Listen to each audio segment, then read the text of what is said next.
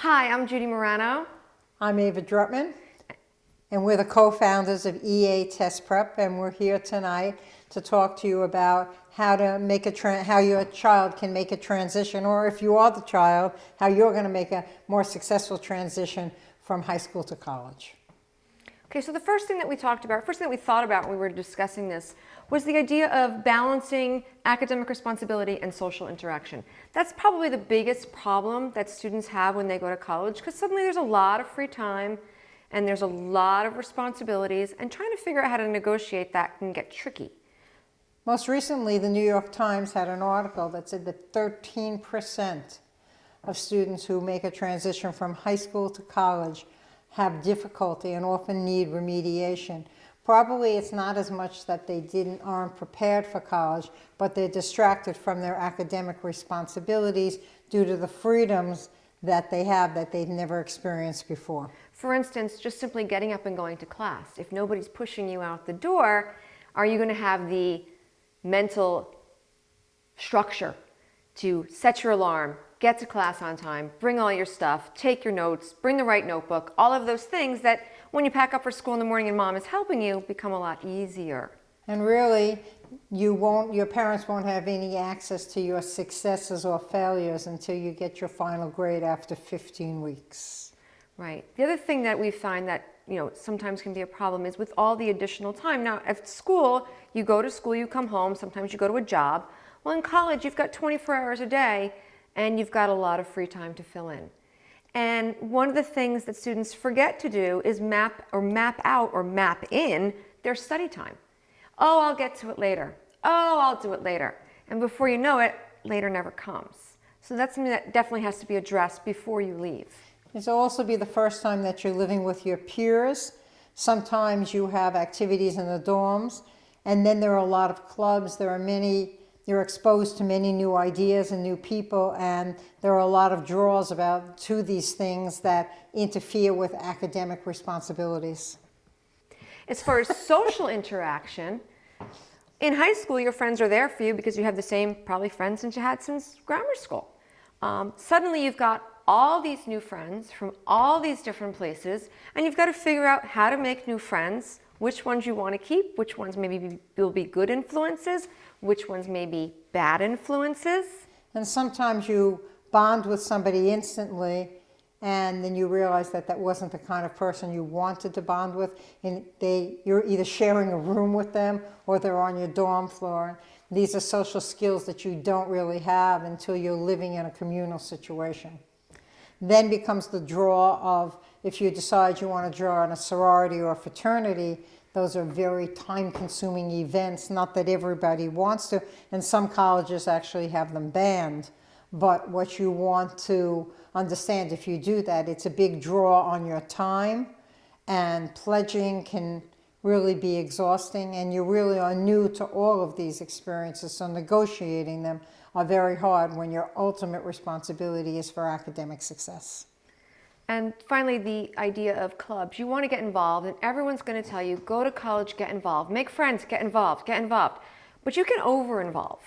You don't want to do that either. So you want to pick and choose your activities wisely so that maybe you want to try maybe one, maybe two things. But you certainly don't want to sign up for 5 clubs that are going to suck up all your free time and then get caught behind the 8 ball when you have to get work done. You also want to understand that just like in high school, you started 9th grade, and before you knew it, you were a graduating senior. The same thing is going to happen when you go to college, and then you want to really be building a resume from the time you get there. So the clubs you join, very often the most effective club to join is one that will help you in your career. So for instance, if you decide you want to be an accountant, you want to be in the accounting club. The next thing we want to talk about is just some interesting statistics that we came upon while we were doing a little bit of research. And this is just stuff that I think is useful to know so that you're prepared. It's from the American College Health Association National College Health Assessment. So the first statistic says that 86% of college students have felt overwhelmed. In a way that should bring you comfort, because when you start to feel overwhelmed, know that you're not alone. 81% of college students have felt exhausted, more exhausted than you feel in high school on any given day. 30% of college students have felt too depressed to function.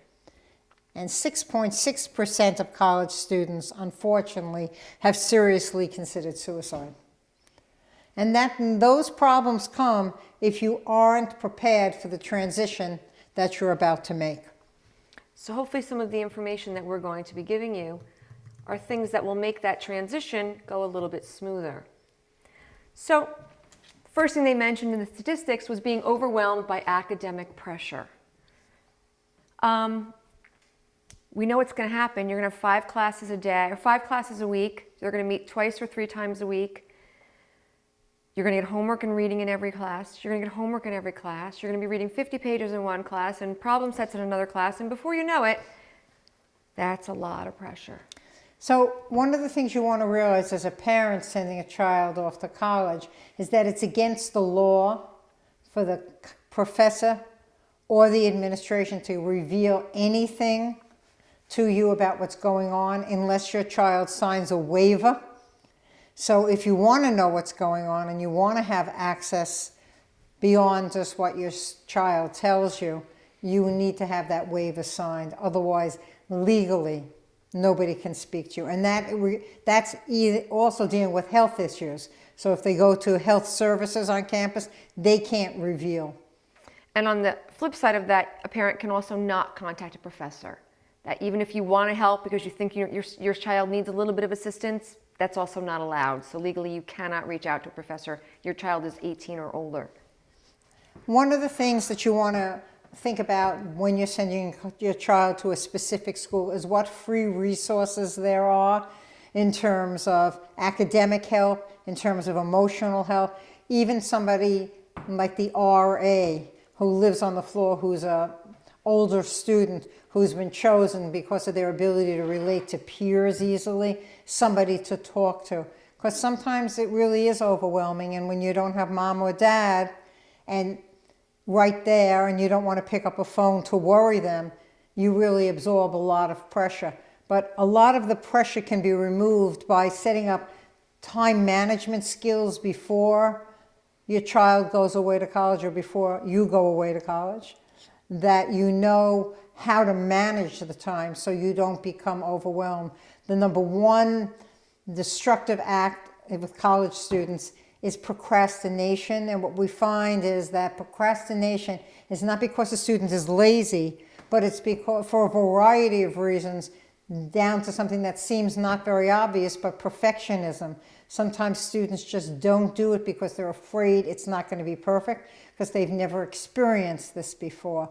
And there are a great many reasons why people procrastinate, none of them having to do with that they're lazy. It usually is fear-based, and when they can talk to somebody about it and understand what's holding them back, they're much less likely to procrastinate. And aside from that, one of the things we can look at before you leave is to evaluate your study habits and just really set up a strong structure so that you're prepared. When am I going to study? Am I going to be the kind of person who's going to get up in the morning? I have 2 hours. Am I studying or am I having breakfast? Am I studying or am I doing something else? So you almost want to take a schedule, look at your class schedule, and map out study times and make them part of your day so that you know what comes next, and then you kind of are ready to just, it becomes part of what you do normally, and it's not an extra thing and it doesn't feel like it's a burden. One of the things also is you need to know when you're at your best. So if you don't like getting up early, don't take an 8 o'clock class, because then you're going to be late to class. It's going to be challenging for you. If you like to sleep in, start your academic day at 10 o'clock. That's not an option you've ever experienced in high school, but one that you should take advantage of just in terms of building time management, knowing when is your peak time to study. Some people like to study at night, some people like to study midday, some morning, some like noisy situations where they have headphones on or there's music in an environment so that they can focus in. Other people like to go to the library and study in silence. So these are the things you want to think about. You even want to sit down with your kid and talk about it, and so you can have a plan before you move forward. Don't make the plan once you get there. You should really make the plan before you arrive. Right. So you have some resources at your fingertip, and then you can tweak it once you get there.